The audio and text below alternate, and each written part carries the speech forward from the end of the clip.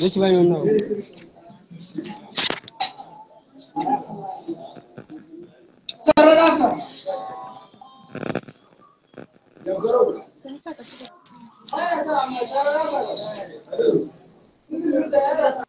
Assalamu alaikum warahmatullahi ta'ala wa barakatuh. Wa alaikum assalam wa rahmatullahi wa barakatuh. Ban san ko ana gani na yadda ya dace ba? Masha Allah, komai normal. Masha Allah. To, barkanmu masu kallo, barkanmu da warhaka, kuma barkanmu da sake arzikin kasancewa da ku a wannan shiri wadda muke gabatarwa mai suna Gurore Gida. Wannan shiri ne wadda muke gabatar da shi a kowane mako ranar Asabar da misalin karfe 9 zuwa karfe 10. Wannan shirin mukan gayyato manya-manyan hazikan matasa da ma manyan mutane mazauna wannan gari Gurore mai albarka domin mu tattauna da su akan rayuwarsu daga farko zuwa ƙarshe, domin mu ɗauki wasu darussa daga ciki domin kuma taimakon wannan gari da ci gaban al'umma. Kamar yadda aka sani, a kowane sati ranar Asabar muke gabatar da shirin, kuma mukan gayyato mutane. Yau din ma tarkonmu yayi babban kamu. Muna tare da wani hazikin matasi kuma shugaba, amma dai bari mu ji daga bakinsa. Assalamu alaikum bakonmu. To, wa alaikum assalam wa rahmatullahi wa barakatuh. Malam Mahmud, barka da aiki. Barka da warhaka, fatan an wuni cikin koshin lafiya. Wallahi alhamdulillah, lafiya kalau sai alkhairi. To masu kallo za su so su ji wane ne wannan bako, kasancewa wasu sun san shi a fuska, wasu kuma a murya suke jin sa. To za mu so mu ji sunanka. To da farko dai a sunana Jibril Abdullahi, amma an fi sani na da Jibril As-Salafi. Sai dai kuma ni din ina da sunaye mabambanta, saboda wasu lokutan ana kira na da baban gida, saboda sakamakon mahaifina ya ainihin yi wa shi mahaifin nashi takwara, shi yasa ake kira na da baban gida. Duka dai sunana ne insha Allah. To barka dai, ranka da Malam Jibril As-Salafi. A wannan shiri yau kuma sai ga ka cikin shirin kwatsam, abinda masu kai mamaki. Da farko dai za mu so mu ji takaitaccen tarihin shi kansa Malam wato Jibril As-Salafi daga bakinsa. To, tarihi dai gaskiya ni yanzu ne nake ainihin kokarin na gana ajiye tarihin, amma ya zuwa yanzu ba wani tarihi, illa dai abinda zan iya cewa ni an haife ni ne a wani ƙauye da yake kusa da Gurore, wanda ake kiran shi Taura ko Tabra, tsakanin biyu dai, ban san yadda pronunciation ne yake ba. So an haife ni a wannan. Abinda dai zan iya haddadewa, da yake iyayenmu ba mutane ne waɗanda suke rubuta tarihi banda su ajiye garan da aka haifi yaro. So abinda zan iya haddadewa da an haife ni kaman a ranar 12 ga watan wato 12 ga watan Disamba shekara ta 1994. Ita ne shekaran da aka haife ni insha Allahu. So an haife ni a wannan ƙauye. Ina ga ban ma kai wani abu ba, ina jinjiri ina shine aka zo aka samu wata matsala, kamar yadda na samu labari na irin kaman ruwa haka. So sai ya zamana iyayena sun ƙaura daga wannan Taura ɗin, suka dawo nan cikin garin Gurore a anguwa da ake kira Wuroyanka, wato kusa da Kofan Ardo. So anan na taso a gaban mahaifina mai suna Malam Abdu, wadda mafi yawanci an san a wancan lokaci tsangayen shi yadda yake karantar da ɗalibai yana nan a bayan Kofan Ardo kusa da Kofan Abbasi da ake cewa. So anan ne na taso, kuma na taso ne ina ainihin karatun Alƙur'ani, wanda shine na samu a gidanmu, don da shi na fara. So har na fara ɗan wayo haka, kamun nan aka ɗauke ni aka kai ni makaranta ta ainihin primary school wanda take na Wuroyanka. Yanzu ina je ko ana ce Wuroyanka Central ne, ban rike da yadda ake ce mata yanzu ba. So a nan na ɗan fara primary dina. To daga nan kuma sai wata ƙajiya ta taso, irin ƙaura haka ya samu shi mahaifina, ta inda muka ƙaura daga Mangurorin gaba ɗaya muka koma wani ƙauye a Fufore local government, so a can ne na samu na kammala primary school dina. Bayan kammala primary school shine na koma na je na shiga makaranta ta gaba da primary wadda ake kiranta junior secondary school a wani ƙauye nan ma a Gire local government da ake kira Wuro Dole, a inda na kammala shi junior secondary school dina na Wuro Dole. Daga nan kuma na ƙara dawowa Ngurore na GDSS Ngurore daga SS1 zuwa ainihin SS3 na ainihin kammala a wannan GDSS na Ngurore. So wannan shine zan iya cewa karatu na certificate wanda zan iya cewa shine na yi. Sai kuma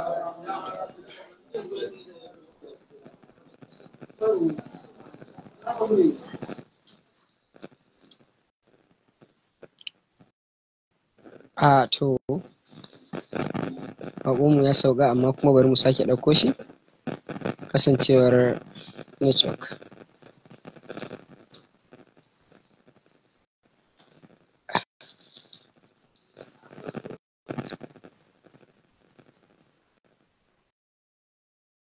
Sha'aninka da na'ura.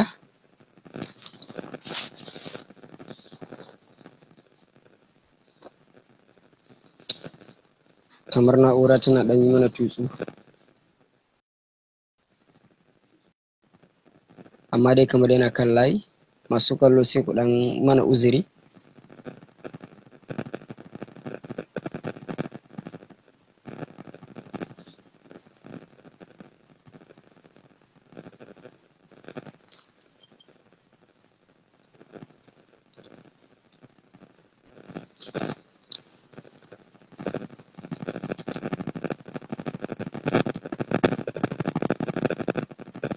Cewa baƙonmu kamar network ɗinsa yana ɗan rikici.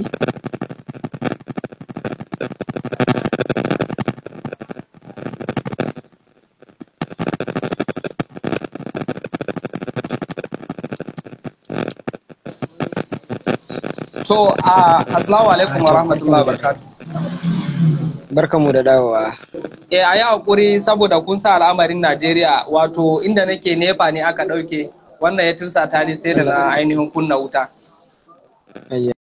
To mun yi da Allah ke.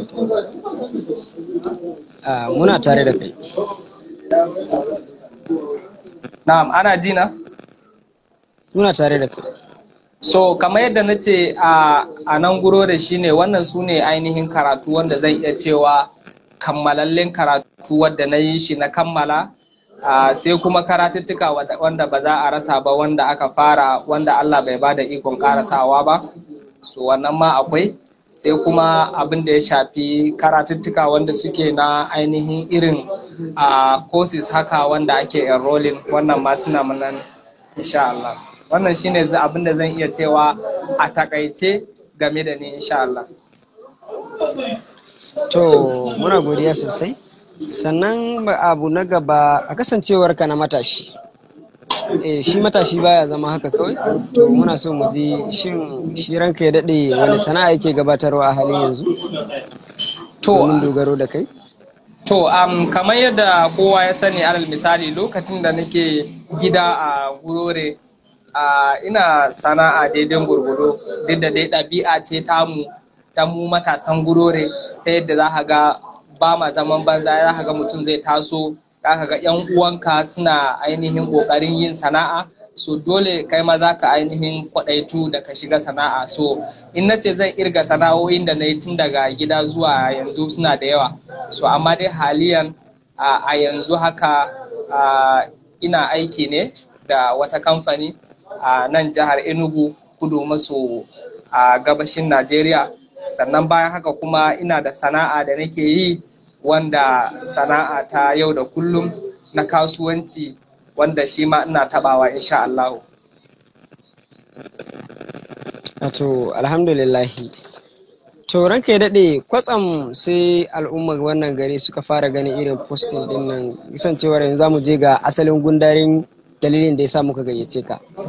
Sai al'umma kawai suka ga peji ne ta Instagram, WhatsApp, Facebook, ana kallon wani kafa mai suna Ngurore Gida, sannan kuma ana gabatar da program, ana rubuce-rubuce. To shine al'umma da yawa suke wannan tambayan, shi wannan kuma daga ina?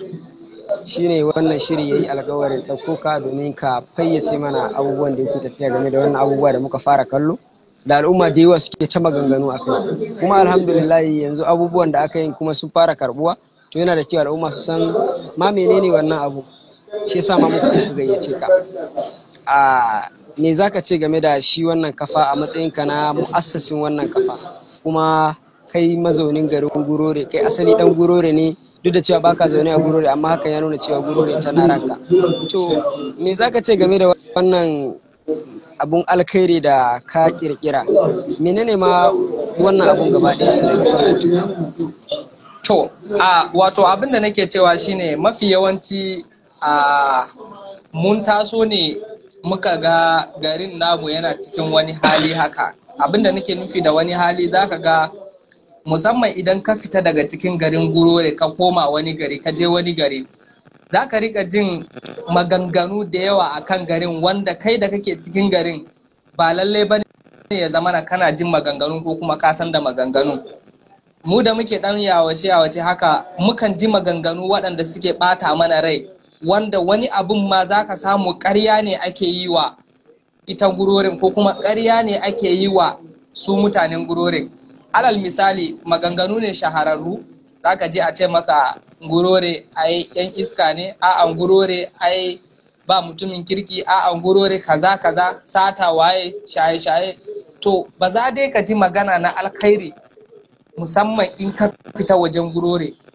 So wasu abubuwan sai ka zo ka samu kusan ƙarya ake yi. To waɗannan abubuwan su ne suka ainihin dame ni, suka yunkurar da ni. Na fahimci cewa okay, wannan abun yanda aka gina ma wasu mutane mindset cewa ayin Gurore ba gari ne na mutanen kirki ba, ayin Gurore gari ne na kaza, ayin Gurore gari ne na kaza. Sai na ce okay, to yanzu tunda ana amfani da media a ga an isar da sako, sannan ana amfani da media a ga an isar da duk wani propaganda, duk wani message, duk wani sako da ake so a isar, za a yi amfani da media a ga an isar. Sai na ce okay, to mu mutanen Gurore me yasa ba za mu samar da wata kafa wadda za ta rika amsa sunan Gurore, kuma wanda za ta rika ainihin fayyace ma duniya cewa mafi yawancin abubuwa da ake yin magana a kan wannan garin fa kaso ainihin 80% ko kuma in ce 70% waɗannan maganganun da ake yi duka ƙarya ne. Saboda idan kana cikin garin ba za ka ga abubuwan da ake yi ba, hasali ma ni a nawa fahimtar baƙi ne suke zuwa su aikata wasu abubuwa waɗanda ba su dace ba, sai ake danganta mana mu kuma waɗanda mu ne yan gari, ko kuma ake danganta ma ita garin baki ɗaya. Sai nake cewa okay, to me zai hana bara a yi amfani da media a ga an isar ma duniya cewa wannan abun ba haka ba ne. So wannan shine dalili na farko da ainihin da sauran yan uwa abokai muka zauna muka shawara muka ƙirƙiro wannan kafa domin mu isar ma duniya sako cewa Gurore fa ba kamar yadda ake ɗaukawa ba. Kuma wannan shine dalili na farko. Sannan dalili na biyu, garinmu na Gurore Allah ya albarkace mu da albarkatu iri-iri, tun daga kasuwanci, al'umma, matasa, malamai, babu dai abin da babu, duk abin da kake bukata a Gurore akwai shi. To amma wani abu da muka rasa shine za ka ga kaman muna da wani ɗan ƙaramin gap of communication a tsakaninmu. Sometime wasu lokutan muna ɗan samun ƙaramin gap na communication, ta yadda za ka ga wani ɓangaren da wani ɓangaren ba su san me ainihin yake tafiya a juna ba. Sai nake fahimtan so me zai hana a ainihin samar da shi wannan shafin wanda zai ainihin tafi da duka 'yan garin, ya zama na shine wani platform wanda ainihin mutanen garin gaba ɗaya suna tare a kai, babu wani bambanci, babu wani abin nan, ta yadda ba wannan ba na wane bane, duka garin ne namu ne gaba ɗaya. So don haka wannan shine yasa na ce to ni da sauran 'yan uwa abokai aka zauna aka yi shawara aka kirkiro ita wannan platform na Gurore Gida, kuma wannan ina ga shine program namu na 3. Muna fata Allah ya sa abin ya ɗore. To alhamdulillahi mun ji dalilin da ya sa ka kirkiri wannan abu, kuma to amma shin da kafa wannan abun kamar ya kai tsawon shekara nawa ne haka? To gaskiya kafa wannan asalin kirkiro wato yunkurin kirkiro da wannan abun na ga at least zai kai wajen shekara ɗaya ma da wani abu. Don abin da zan iya tuna cewa abu na farko da aka fara yi shine an fara samar da account ne ma na Facebook. Kamun nan daga baya tafiyan aka faɗaɗa ta musamman a wannan shekara ta 2024. A wannan shekaran ne aka samar ma tafiyan tsari ta yadda tafiyan za ta ainihin tafi a kan tsari. So amma at least dai ya kai shekara ɗaya da wani abu da yunkurin kafa wannan ainihin shi platform ɗin kenan insha Allah. To, masha Allah, a takaice dai shi kansa platform ɗin ya kusan shekara kenan ana ƙoƙarin kafa shi kafin izuwa yanzu. To, shi kuma kansa platform ɗin tunda aka feke misali yanzu, menene ayyukan shi kansa wannan platform ɗin wanda zai riga gabatarwa misali sati ne, posting ne, abu da ya shafi mene? To, menene aikin wannan kafa haka? To, alhamdulillah na ji daɗin wannan tambaya da kamun. So abinda dai zan iya cewa shine shi wannan platform din wato babban hadafin shi shine wato zakulo matasa waɗanda suke ko matasa ne ko kuma ba ma matasa ba dai mutane waɗanda suke ainihin masu hazaƙa asalinsu kuma 'yan garin Gurore ta yadda za a ainihin riƙa yin hirarraki da su da kuma irin samun wato ideas a wajensu, domin a garin Gurore Allah ya albarkace mu da wasu mutane waɗanda in kai ba ɗan garin ba ne ko kuma baka bincike ba za ka yi abin nan ba. So irin tattauna da ire-iren su din wannan shine babban ainihin hadafinmu kuma shine babban ma abin da muka fara yi, ta yadda in ba a manta ba sati na farko da aka fara wannan program din ina ga a Telegram ne aka fara. Mun tattauna da ɗan uwa Malam Buba Ahmad, sannan sati na biyu da ya wuce an tattauna da ɗan uwa Malam Aliyu Babangida. Wannan sati na uku shine aka zakulo ɗan ƙaramin cikin sun kenan Jibril Asalafi. So don haka wannan shine hadafi na farko, amma ya zuwa gaba muna da niyan kawo wasu program masu kyau waɗanda za su amfanar ma al'umman mu nan Gurore, sannan har ma in ce Adamawa baki ɗaya ba wai iya Gurore kaɗai ba. So amma wannan a hankali ne a tafiyar. Sannan a bangaren posting duk wani abin da ya shafi ainihin ci gaban Gurore ko kuma ya shafi al'umman Gurore, wannan platform din zai kawo shi, sannan za a posta shi. Sannan idan kai mutumin Gurore ne ko baka Gurore ko kana cikin Gurore, kana da wani abu wanda ya shafe ka, ko aure ne ko suna ne ko ma me ko rasuwa ne, feel free ka yi contacting din wannan platform din. Na san admin da suke ciki za su ainihin posta maka ainihin damuwanka, kuma insha Allah ba tare da wata matsala ba. Wannan shine abin da zan iya cewa a takaice. To alhamdulillah, to kafa dai gashi alhamdulillah ta fara gudanar da ayyuka kamar yadda ka faɗa. To shin Malam Jibril Asalafi kana da wani buri ne ko wani targeting? Misali idan ka duba da yawa daga cikin wasu abubuwa irin wannan, wasu kan kafa su domin neman kuɗi, ana kafa su domin neman suna, domin kai da ina ka fahimci irin wannan mustalahat din. To menene burinka na kafa wannan abun? Wane income ko kuma wane irin riba kake tunanin zai samar maka a matsayinka na shugaban wannan tafiya? To gaskiya abin da zan iya cewa ni ban kafa wannan tafiya din don ya zamana in samu wani abu ba. Kamar misali a ce an kafa wannan abin don wai mutum ya samu kuɗi ko ya nemi kuɗi. Ina da hanyoyi da nake neman kuɗi na, tun daga na zahiri har waɗanda ba na zahiri. Wato abin da nake nufi na zahiri, ina da na sana'o'i ko kuma ayyuka da nake yi physically wanda ana a zahirance zan yi su a biya ne. Sannan kuma ina da ayyuka sana'o'i na da nake yi wanda kamar irin su online sana'o'i. Idan ba manta ba bai wuce wata ɗaya ko bai kai ma wata ɗaya ba, na yi launching din program na kamfani na a kwanakin baya na Asalafi Digital Services. So wannan ma side hustle ina ne, kuma ina da abubuwa da yawa waɗanda insha Allah ta'ala ba alfahari ba, wanda ina sa ran in Allah ya taimake ni zan rika samun 5-10 a ciki, amma dai ba wannan platform din ba. So amma ba zai hana idan tafiya ta yi tafiya aka yi tsarin da ya dace, don saboda duk abin da kake gani yanzu a rayuwa a dole sai kuɗi ya shiga cikin shi. Idan aka yi monetizing, wato ya zama na shafin din ainihin an yi shi yana da tsari, to za a iya a samu hanyoyi wanda ma'aikatan da ko kuma mutanen da suke ba da gudumawarsu a wannan shafin su ma za su rika samun 5-10 wanda za su rufa ma kansu asiri a matsayinsu na ma'aikatan wajen. Insha Allah wannan shine. To, alhamdulillahi.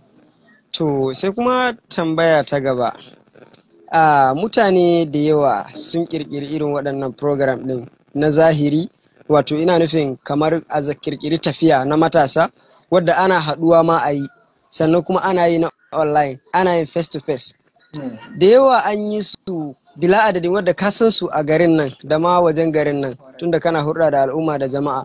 Da yawan su ana yi ba sa tasiri. To amma wani ƙarin gwiwa kake da shi na cewa wadda aka yi face to face ma ake samun matsala, ina ga wanda kuma ake a online, wadda idan ka kira mutum ma zai yi in bai dauki ba kaga baka same shi, baka san inda za ka gan shi ba.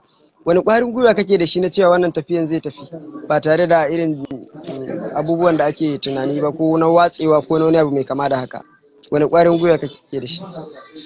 To, ƙwarin gwiwa na farko wanda nake da shi shine, abu na farko gaskiya abin da nake gode wa Allah, ko muke gode Allah baki ɗaya a cikin wannan tafiya da aka faro, wato Allah ya haɗa mu da wasu 'yan uwa ne matasa wanda suna da jajircewa ƙwarai da gaske, kuma abin an fara shi kamar da wasa, amma kuma insha Allahu duk wanda suka haɗu aka yi shawara da su akan wannan abin suna da serious ƙwarai da gaske.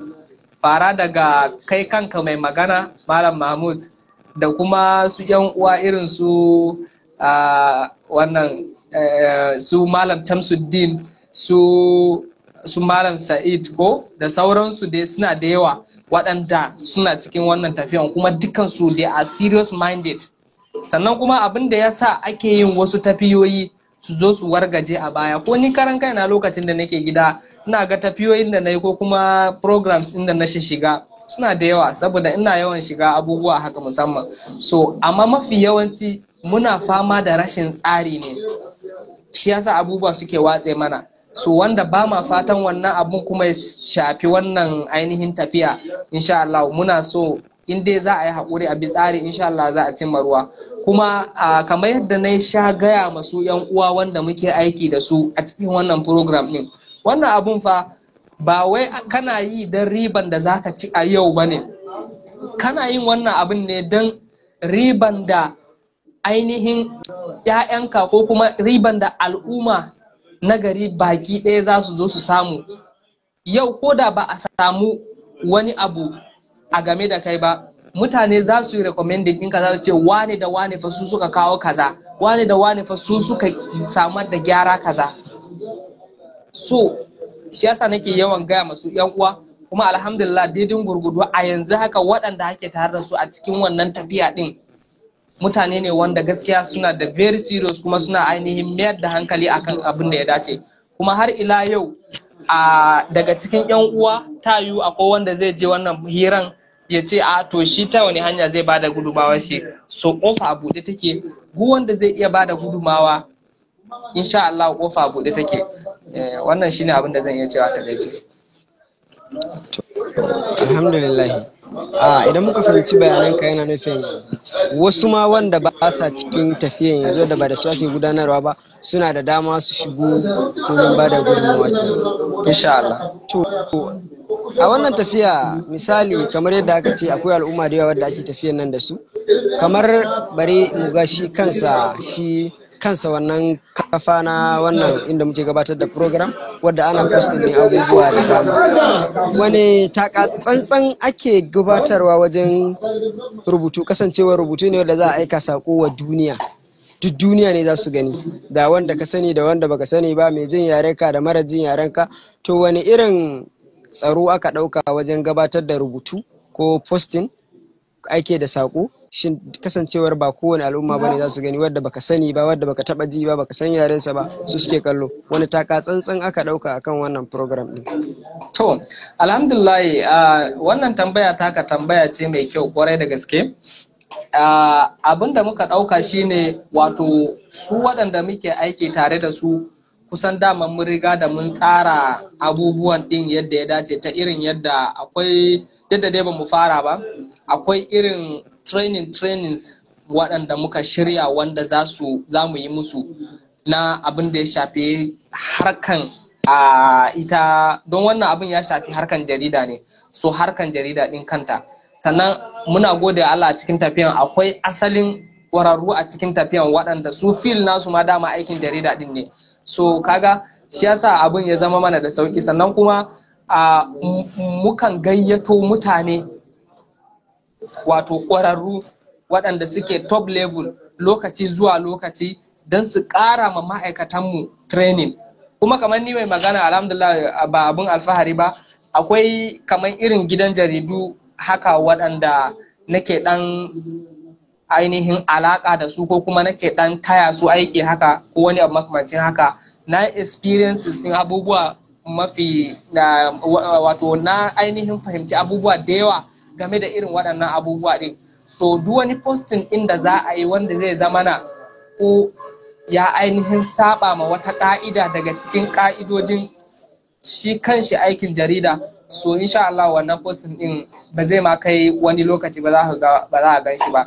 Sannan kuma za mu iya ƙoƙarin mu ga muna tantance duk abin da za a saka ya zama na abun ya zama na gaskiya ne, ba wai don an ɗauko labari an kaga labari baka san ma me tushen shi ba sai a zo a ɗauka a posta ba. To wannan insha Allah muna ƙoƙarin mu don mu ga mun tace abubuwan ɗin kuma abubuwan sun tafi in order. Wannan shine abin da zan iya cewa. To alhamdulillahi, kamar yadda na faɗa zan sake faɗi, shi kansa idan na san ka san da cewa akwai hukuma ta NBC wadda ke kula da kafafen yada labarai, kuma a lokaci zuwa lokaci sukan iya irin wasu maganganu ko misali shagube ko na mai kama da haka akan kafofi mafi yawan online kafa nan akan iya yawan maganganu a kansu saboda irin wasu rubutu wadda ba su dace ba, amma tunda akwai matakai da kuka dauka, to alhamdulillahi ina ganin kamar hakan za a iya samu. Sannan kuma misali idan ni ne misali wani daban wadda ba a cikin tafiyan yake ba sai kalli wani abu wadda bai dace ba ko kuma yana bukatan a masa ƙarin bayani, akwai wata hanya kenan da zai gabatar ko kuma a kasar comment kawai zai fito ya irin maganganu da marasa tarbiyya suka saba yi a irin kasar comment din a wasu abubuwa, shin ko kuma ko wata hanya ne da aka gabatar wadda ita ne wannan hanyar da za a bi domin a yi complain ko kuma wani abu mai kama da haka? Kwarai kuwa akwai hanyoyi da za a bi a yi complain, saboda ita tafiyan din tafiya ce ta zan iya ce kaman family ne guda daya, saboda dama shi asalin kanshi ita tafiyan dama muna da asalin WhatsApp group wanda members ne haka kawai su ne suke ciki, duk suna ba da shawara, kuma akwai manya akwai shugabanni da sauransu suna ba da shawara. Sannan kuma akwai asalin lambobin waya na ita tafiya din, so wannan cikin abin da ainihin mutum zai iya ainihin tuntuɓa don ba da shawara ko kuma don samar da gyara a cikin wannan abin, don mu har yanzu koyo muke, ba mu ce mu ƙwararru ne ko wani abin nan ba. So shugabanni da kuma manya da suke gaba da mu, kofa a buɗe take da za su iya su ba mu shawara a cikin wannan abin, kuma insha Allah ta'ala za mu duba shawaran su kuma za mu karba. So wannan shine. To alhamdulillah, bari mu dan tsagaita kaɗan kasancewar mun je rabin lokaci. Masu kallo barkanmu, kamar yadda kuka sani wannan shiri ne na guro da gida wadda muke gabatar da shi a kowane sati da misalin karfe 9 zuwa 10 duk ranar Asabar, kuma wannan shiri ne da yake gayyato hazikan matasa waɗanda suka ɗare wata kujera a rayuwa, misali sana'o'i, karatu, wani abu mai kama da haka. Mukan gayyato su domin mu tattauna da su domin ɗaukan darasi daga cikin rayuwarsu da kuma ci gaban wannan gari namu mai albarka. Kuma a wannan sati ga mu da mu'assasin wannan kafa, wato Malam Jibril As-Salafi, muna tattaunawa da shi game da wannan program din da aka kirkirar kuma ana gabatar da shi yanzu. To barkan mu da dawowa Malam Jibril As-Salafi. Na amsawa yalla bai. To yanzu magana ta gaba, shin misali kamar yadda muke gabatar da program din a kowane sati, wane misali idan shi kansa kafa da muka kafa din nan akalla yanzu daga bayanin da kai a baya zan ɗauko mar da kai baya akalla ta kai shekara ɗaya ana ƙoƙarin preparing na gabatar da shi, haka ne? Kuma babu wanda ya sani sai da abu ya fito, gashi kuma alhamdulillahi mutane da yawa suna alfahari, suna jin daɗi da wannan kafa. Wani irin godiya zaka wa al'umma kenan kasancewar kai ne mu'assasin wannan abu? Gashi kuma al'umma na ga da yawa suna ta godiya, wani a tare kama a hanya, a na ga abu kaza, wani ma bai da waya labari ya ji daga gurin wani, amma kuma sai kaga abun yana masa daɗi sosai. Don ko kafin na shigo program nan akwai wani da yake cewa, wani abokina da yake ce min a to gaskiya ya ji ya ce masa yanzu gashi ma abin da zan je mu gabatar yanzu, sai yake ce mini gaskiya wannan abun ya yi matukar jin daɗi, kuma idan na zo in miƙa mai gaisuwa zuwa gare ka. To me zaka ce wa al'umma a wannan gari kenan? To, ni dama a kullum al'umman Gurore su ne iyayena, su ne yayanuna, su ne abokaina, su ne ƙannena, su ne gatana. Kuma a kullum cikin godiya nake. Ba wata godiyan da zan yi, da farko ina gode ma Allah subhanahu wata'ala da ya ainihin wato ba mu dama ko kuma ya ainihin ƙaddara cewa za mu kirkiro da wannan abun, ya sanya wannan abun a hannunmu wanda kuma ba wayonmu ba ne, Allah ne ya so don haka ina gode wa Allah subhanahu wataala. Abu na biyu kuma ina godiya ga wato kaman mentors dina ko in ce iyayena, shugabanni da kuma abin nan mutanenmu na Gurore gaskiya, saboda mutanen Gurore mutane ne wanda ba abin da za mu ce musu sai dai Allah ya saka da alkhairi. Duk wani motsinmu ainihin da duk abin da muke yi suna kallon mu kuma suna ba da shawara a cikin abubuwan da muke yi, kuma har gobe muna neman shawarwari a wajensu. So muna godiya kwarai da gaske ga al'ummar Gurore baki daya, ba tare da mun kira wane ko wane ba, kowa da kowa, da waɗanda suke ba da guduma a cikin wannan tafiya, da waɗanda suke sauraro, da waɗanda suke bibiya suke fata alkhairi, dukkansu muna ainihin miƙa godiyarsu. Wato muna mika godiyar mu, ayi hakuri da Hausa ta da yake ni ba Fulatani ne. Muna mika godiyar mu a gare su baki daya. Allah ya saka da alkhairi, kuma kofar mu a buɗe take don mu gudu tare, mu tsira tare. Wannan shine. To muna godiya sosai. Masu kallo muna tattaunawa ne da shi mu'assasin wannan platform din, wato Malam Jibril As-Salafi. Ga mai tambaya zai iya ajewa kasan comment, ko kuma ya kira mu, ko kuma ya tura sakon katta kwana a wannan namba 09079262051. Zan nanata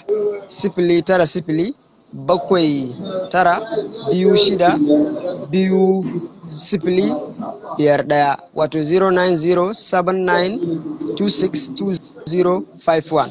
ko ka ajiye tambayar ka kasan comment, insha Allah Malam Jibril As-Salafi zai amsa maka.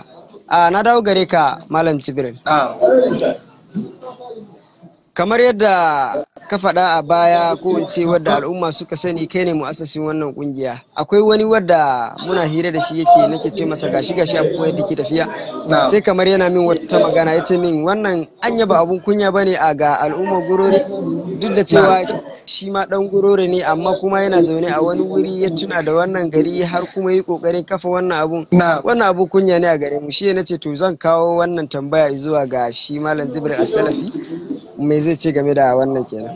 To ni gaskiya na gaba wani abun kunya, saboda da a ce wani ne wanda ba asalin dan garin bane, ko yana wajen garin, ko kuma ma bai da alaka da Gurore, shine yazo ya same mu yake ba mu shawara ya kamata mu yi kaza ko mu yi kaza, wannan shine zai iya ce abun kunya ne. Amma ba abun kunya bane a ce ɗanku da kuka haifa kuka bashi tarbiya shine kuma ya zo ya kawo wani abu wanda ake ganin, ake fatan wannan abun ya canja ainihin wani abu a gari. So ni na ga wannan ba wani abun kunya, sai dai in ce abun alfahari ne a gare mu da har mu muka fara irin wannan tunanin din a yanzu. Don a da can mafi yawanci ma matasan namu wasu ba su ma damu da wannan din ba, saboda mutum ne kawai ka taso, abin da yake gabanka shi yake gabanka, ba damuwanka bane a gida abin nan, wato Gurore ta gyaru ko kar ta gyaru, ko kuma a samu ci gaba ko kar a samu ci gaba, ko kuma a sunanmu da ke ɓaci a gyara ko kar a gyara. Wani ma zai ce maka kada bata ma kanka lokaci ne. So amma mu za mu yi abin da za mu iya ne. Duk lokacin da kaga abu ya lalace, a madadin ka koma gefe ka rungume hannu ka ce kai ba ruwanka, ko kuma ka koma gefe kana zagi, ko kuma ka koma gefe kana fada, to me zai hana kai ka taso kai ma ka dan yi samar da wani abu wanda komai kankantan shi, komai kankantan wannan abin in dai ka samar da gyara din kaga ragewa aka yi. So wannan shine abin da nake bawa su yan uwanmu mutanen guro da shawara, amma ba abin kunya bane. So wannan shine a takaice kenan. To alhamdulillahi, bari mu ɗan koma baya kaɗan, kamar yadda ka ba da dalilin kafa wannan abu, kasancewar ita kanta garin ana mata wani kallon hadirin kaji a wani bangare, ko da a mota idan ka shiga aka ce wannan ɗan gurore ne sai ga kaman. Sannan akwai wani shahararren ɗan jarida wadda ba kiran suna, ya saba irin sakin baki akan mutane wannan gari, ina zaton ka san shi, da yawa sun san shi. To na gamu da shi lokacin da na je aiki na ABC, akwai wata tattaunawa da muka yi da shi a ta baya fage, nake masa bayani duk da cewa ni kamar ɗa ne a wurinsa, amma abun yana cina a rai, yasa ban kammala aiki ba sai da muka tattauna da shi, na ji dalilinsa, kuma alhamdulillahi mun fahimci juna. To amma kamar yadda ka faɗa a baya, irin ana ganin gurore barayi, 'yan shaye-shaye, wasu abu mai kama da haka, irin abubuwa na rashin ɗabi'a, na rashin ɗa'a. To ma menene asalin wannan abun? Me ma yake kawo irin waɗannan abubuwa amma wannan gari? Shin sakacin manya ne? Ko kuma a'a sakacin matasa ne? Ko kuma a'a ɗaurin gindi ne waɗanda suke kasancewar mafi yawa ba za ka ce duka kyakkyawa ba ne, kuma ba za ka ce duka mummuna ba ne, amma mafi yawa wannan abubuwan da ake dangantawa ba 'yan gari ba ne, za ka samu mutum zuwa yayi amma ya zo ya zama wannan abun da ya zama, shi yasa ake wa garin kallon photocopy shi wanda yake aikata wannan abu. To wannan kam me za ka iya cewa game da wannan? Wani irin sakaci na matasa ne, ko na iyaye ne, ko kuma na gari ne, ko na gwamnati, ko kuma na masu anguwanni, ko kuma dai wasu manya a wannan gari? Menene ma ya kawo har wannan abu yake faruwa, ake mana kallo irin abun da ake mana kallo a wasu wurare da dama? To, da farko bari in fara da maganan ka da kace misali ko da a mota ne haka. Ni karan kaina haka da nake maka maganan nan. Wato irin discrimination, wato tsana da kuma kyara haka wanda na fuskanta a matsayina da dan gurore, ko wanda aka haifa a gurore, ko wanda yake zaune a gurore, ka ce dan gurore. So yana da yawa, musamman kuma a wajen gari. Dan kana cikin gari ba za ka ji komai ba. Ba za ma ka san ana da matsala ba, sai ka bar garin tukunna za ka gane cewa ana da matsala.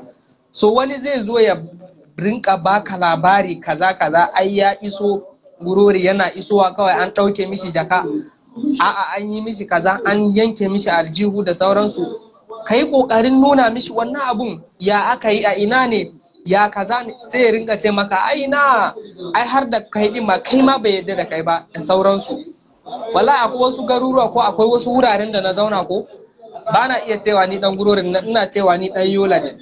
Wallahi cewa nake ni dan yola ne, ba na cewa ni dan gurori ne, saboda na fahimci cewa idan na ce ni dan gurori ne ko to zan samu matsala da mutane da yawa, sannan na samu matsala din kuma a baya. Saboda bari in faɗa maka wata magana a yau, ni din nan akwai wani gari da na zauna a Taraba State ne, amma ba zan kira sunan garin ba. Ɗakin haya ne aka bani, na biya kuɗin wata 6 ina zaune a wannan ɗaki din, wata na 6 bai yi ba. Amma akan maganan harkan gurore din nan, ko in ce cewa mutumin gurore ne, magana ta kawo magana, wallahi mai gidan hayan nan haka ya ce min mahaifiyar shi fa za ta zo, don haka ɗakin nan yana da buƙatar ɗakin nan, amma zai nema mun wani ɗaki. Na ce to ba matsala. Ya je ya nema mun wani ɗaki, aka yi transparent ɗina, na koma a wannan ɗakin. Sai daga baya ne sai nake ji ai shi ya ce ya za a ce wannan mutumin gurore ya zo ya ajiye shi, ai mutanen gurore za su zo su yi kaza zai yi kaza, za su yi kaza. Musamman ma irin ya dan ji ni ina magana da iyaye a gida da sauransu, da filatanci da sauransu, dai kai dai haka duka dai yana cikin wannan abu. Amma dai kana ji maganan cewa ni gurore dinnan ne, kaga har ya sa na bar gidan shi ya nemo min wani waje saboda yana jin gurore kaza kaza. So idan muka dawo daga cikin matsalolin da ake fuskanta wanda suke jawo wannan abun kuma shine wato idan muka duba garin namu gaba daya a taswirance za mu ga gari ne wanda Allah ya ajiye shi akan hanya. Duk ta inda za ka shigo garin ko kuma wato garin da yana tsakiyar hanyoyi ne kuma waɗanda manya-manyan hanyoyi ne. Misali idan ka fito Taraba za ka shigo Yola dole sai ka bi Gurore. In ka fito Gombe za ka zo Gurore. Ko Lagos ka fito inda za ka je Yola dole sai ka bi ta Gurore. Kaga abu na farko? Sannan abu na biyu wato akwai babbar kasuwa a wajen wanda tana ɗaya daga cikin manya-manyan kasuwanni da ake ji da su a Adamawa ma. Sannan abu na uku akwai trailer park wanda ina ga duk Adamawa ba wannan trailer park din. Ko Taraba ma ina ga nan ne destination din su ko? To, sai na hudu akwai depo. Ma'aikatan depo mafi yawanci Gurore shine gida a gare su. Sannan ga kamfanoni wanda Allah ya zo ya aje a kusa da garin kamar irin su Ascot, irin su wannan sabbin kamfanoni da aka kirkiro a bayan nan. Sannan Gurore wuri ne na noma, Gurore wuri ne na kiwo. Duk waɗannan abubuwan Allah ya zo ya tara su ya ajiye a ɗan wannan bigiren. Sai zamana kowa in ya taso zai ƙoƙari ya zo. To, yadda garin yake Allah ya sa mishi albarka, na gari na zuwa, na banza na zuwa. Su kuma shugabanni duk yadda suka yi ƙoƙarin su ga sun ajiye abun a yadda ya dace, za ka samu bai zai yiwu ba. Saboda misali, don kai ne shugaba a Gurore, baka isa ka yi determine na asalin yawan mutanen da wane da wane su za su shigo kasuwar Laraba ba, baka isa ba, baka san waye da waye zai zo ba. To wanda za su zo dinnan kuma baka san cewa a'a wannan dan sane ne, wannan barawo ne, wannan dan kidnapping ne, wannan dan kaza ne, baka sani ba. Ko kai jami'in tsaro ne baka isa kai wannan aikin ba, balantana wai don kai shugaban al'umma ne.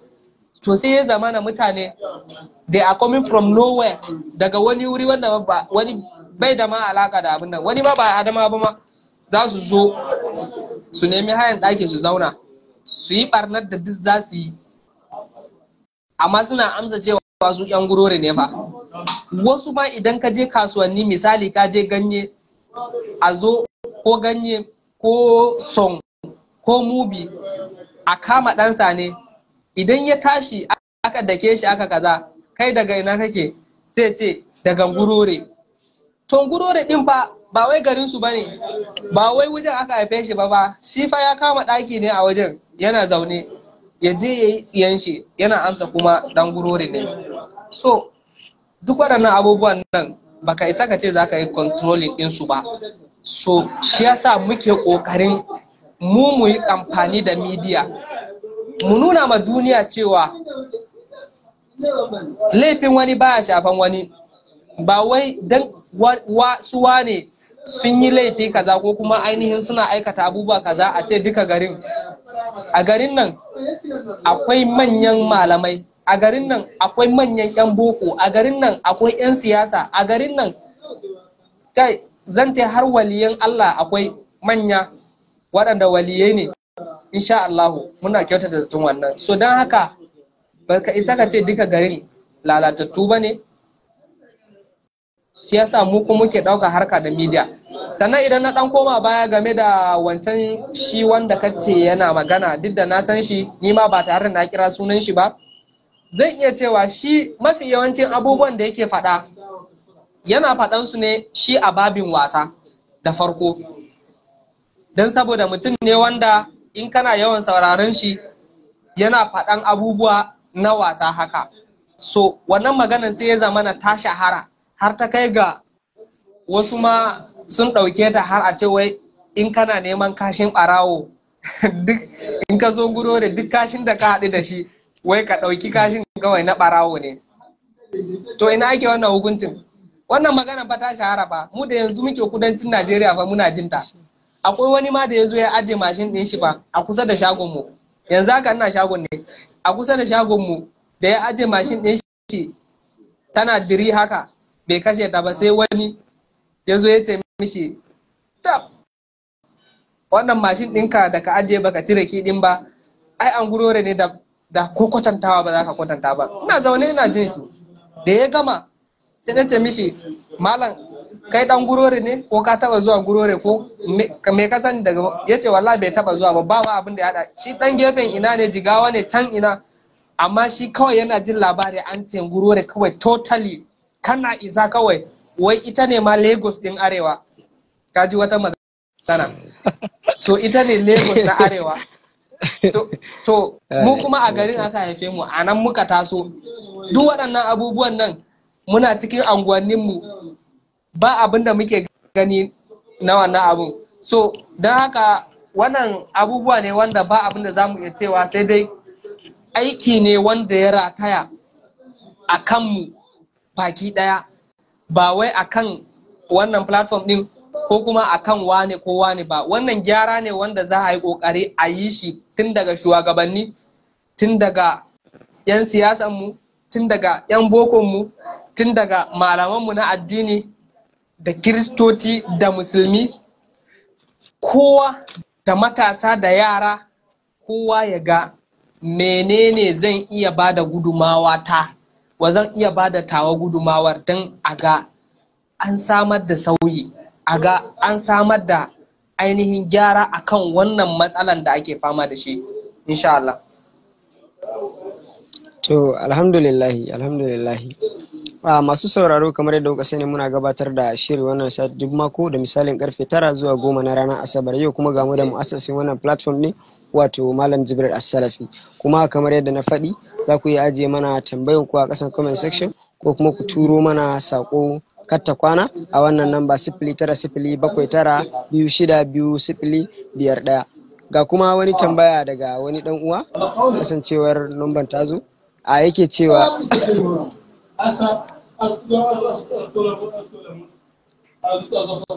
ga tambayar nan kamar haka, yake cewa shin mutane da ba su da manyan wayoyi, misali wadda ba sa kallo irin waɗannan program ɗin da yake gudana, kuma sun kalli suna sauraro, ko misali wani abun da ya faru a wani wuri a wadda ya kamata a ce an ɗora a wannan shafin duniya ta gani, to akwai wani namba ne da za su kira domin su faɗi abin da ya faru, in an yi bincike an tabbatar da shi gaskiyarsa kafin a posta, ko kuma babu wani namba, kawai sai mai babban waya ne zai iya bada wannan gudunmawa tashi? To, za a iya ainihin turo da labarai ko wasu sanarwoyi waɗanda suke ingantattu a asalin shi lambar ita wannan platform ko wannan tafiya ɗin. So lambar dai tana nan, zan iya kiranta? Za ka iya kiranta. So lambar tana nan 090-2433-4444, wato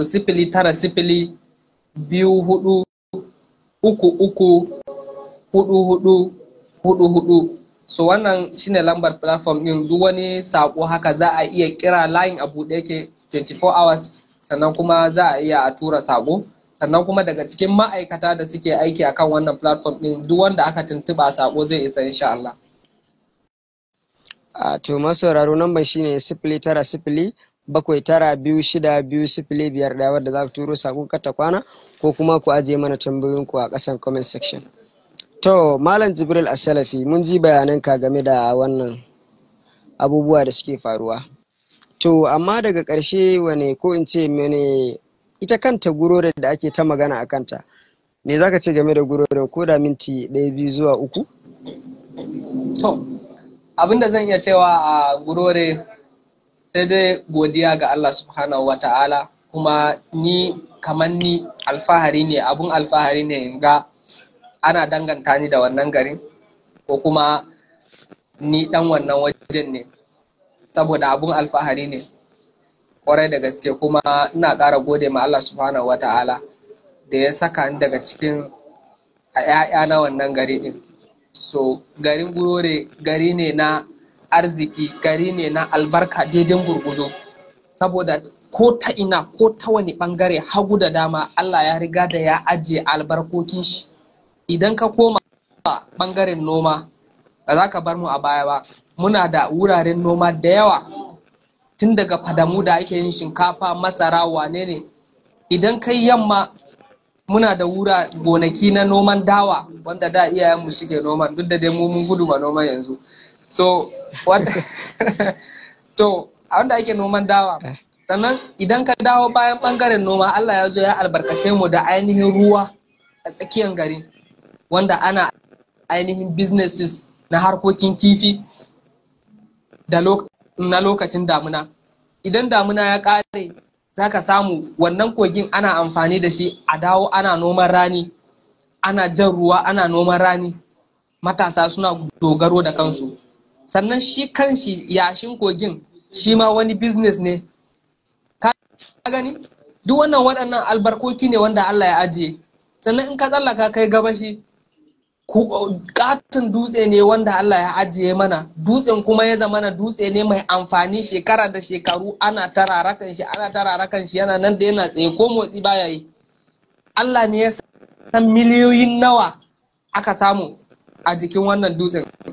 Sannan ga ita kanta kasuwa din, baka isa ka san adadin sales ko kuma adadin ciniki da ake samu a wannan kasuwan ba, Allah ne kawai ya sani. Baka isa ka ce ga adadin mutanen da suke samun albarkaci ko kuma suke cin albarka a duk ranar kasuwa. So idan na ce zan ci gaba da irga irin waɗannan abubuwa wanda Allah ya ajiye mana a cikin garin Gurore, sannan ga zaratan matasa waɗanda masu ainihin ƙoƙarin nema, masu ƙoƙarin ainihin dogaro da kansu, wannan duka sai ka zo Gurore. Ina nufin 'yan asalin Gurore din, 'yan garin, saboda an Gurore ne zaka samu yaro ɗan ƙararrami, wallahi ranar Laraba in aka gaya maka, ba zai ran Laraba dai ba za ka ga yaro dai ko mutum ko matashi mutum haka ya ce wai yau nan wai bai je ya yi abu 5-10 ya samu kuɗi ba, don mu ba masu zaman banza bane a Gurore. Alhamdulillah, wannan muna ƙara godewa Allah da ya bamu matasa waɗanda suke ainihin ƙoƙarin su ga sun nemi halal.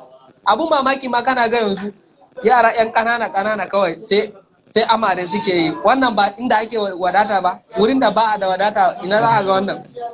So hatta irin mutum ya bar gari din nan ya fita gari ya tafi wani gari haka, in dai asalin 'yan Gurore ne, wallahi ɗaɗɗe ne da za ka ga suna barin garin su haka su je wani waje su abin nan, saboda duk wani albarka Allah ya zo ya ajiye shi. Kuma ba business wanda za ka fara a cikin Gurore wanda dai normal business wanda za ka rika yi ka ce wai a'a kai nan yau wannan kasuwan ba ta shiga ko ba ta kaza ba. In dai cikin business kanana da ake yi din nan, duk business din da ka kawo insha Allah za ga Allah yana sa mata albarka, abubuwa kuma sai ci gaba ake yi. So muna ƙara godiya ga shugabanni na al'umma da shugabanni na addinai da shugabanni na siyasa baki ɗaya, musamman a yanzu daga cikin shugabanni na al'umma muna godiya ta musamman ga shi a mai girma babanmu Ardo Abubakar Babbalawan Ardo Wuriyanka. Don wannan ba Allah nan mun taso ne mun same shi tun muna yan mitsi yake wannan sarauta din, kuma mun san kokarin da yake yi musamman a bangaren Wuriyanka. Haka shi kanshi babanmu na yanzu Ciroma, shi ma ba karamin kokari yake yi na wajen samar da ci gaba a wannan gari mai albarka. A bangaren shugabanni na siyasa waɗannan kan ba sai an irga ba, muna da shugabanni waɗanda suke kishin garin daidai gurgudu. So don haka wannan ba abin da za mu ce sai dai mu ce mun gode wa Allah, kuma Allah ya ƙara daɗa ma ita ga wannan gari albarka, kuma ainihin ya ƙara tsare ta. Sannan duk wani wanda ya taso ya zo neman halal, Allah ya buɗa mishi abin da yake nema. Su kuma waɗanda suke ta ƙoƙarin ɓata mana suna ma da jahilci ne, Allah ganar da su. Kuma waɗanda suke yi da gangan ne don cin fiska, to dan ni na san akwai waɗanda suke yi da gangan, sun san cewa wannan abubuwan ƙarya ne, amma dai da a keep suna ta claiming ɗin abubuwa ɗin, suna ta ƙoƙarin yin abubuwa ɗin saboda ƙoƙarin musgunawa shi wannan gari ɗin, musamman daga cikin wasu na makwabtanmu wanda ba sai na kira suna ba. So wannan shine.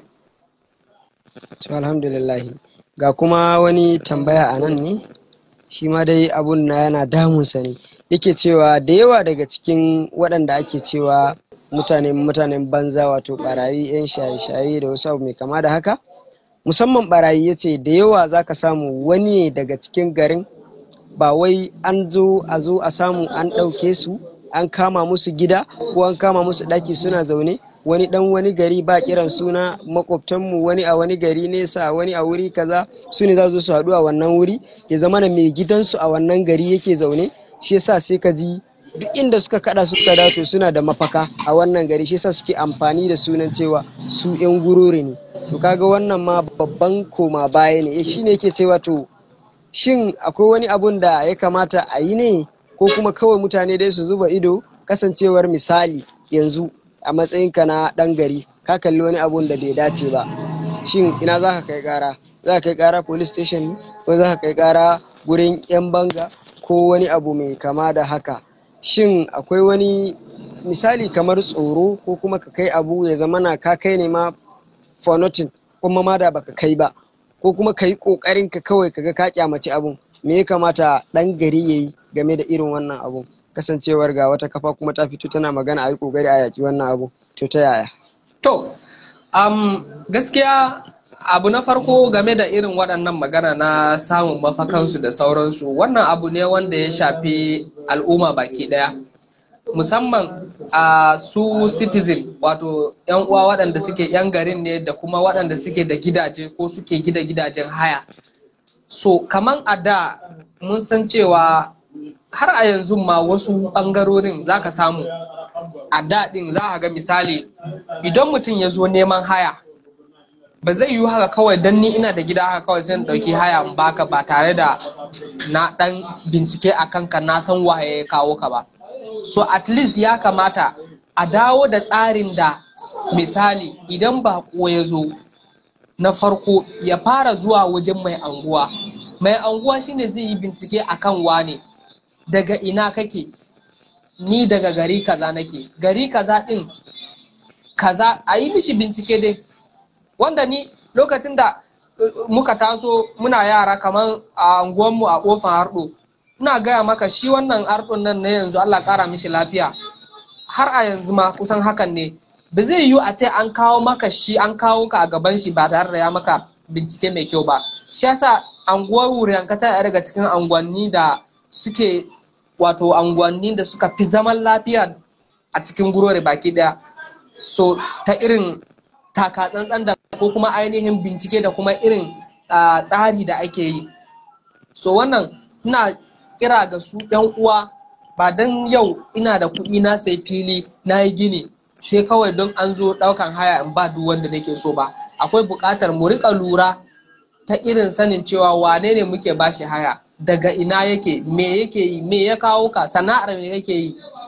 To irin waɗannan idan ana lura da su, za ka ga an rage irin waɗannan abubuwan.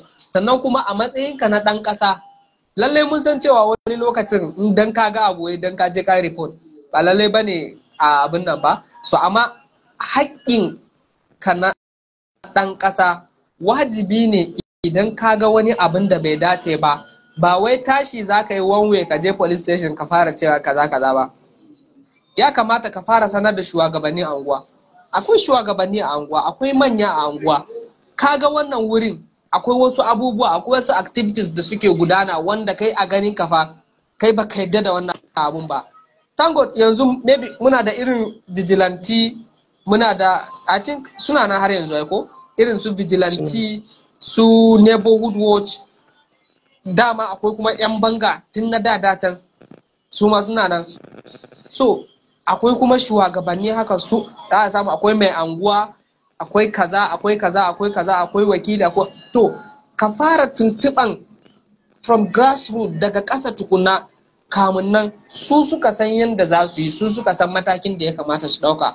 Don duk waɗannan da na irga ba wanda zai ke supporting in cewa a zo a yi wani abin da bai dace ba, musamman a anguwan shi. So wannan shine. To masha Allah, sai kasancewar yanzu lokaci ya gabato, ko in ce yayi, ga kuma sakonni ɗaya da fatan alkhairi ne suke maka. ɗaya Aliyu sunan shi Aliyu Ibrahim, ɗaya kuma Mustapha Ali da kuma Aliyu Musa da Ibrahim Mustapha, duka dai saƙo ne na fatan alkhairi. To daga ƙarshe kasancewar lokaci yayi za mu naɗe namu ya namu. Daga ƙarshe wani fatan alkhairi za ka yi masu sauraro da kuma dukkanin al'ummar wannan gari ta Gurore? To bari in fara da al'umma. Fatan alkhairi ga 'yan uwa, yayi da kuma abokai da iyaye.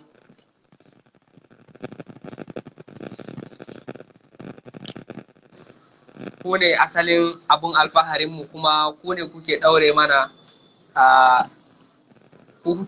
mana ainihin wato ku ne abinda wanda za su ɗaure mana gindi a kan wannan tafiya da aka ƙirƙiro.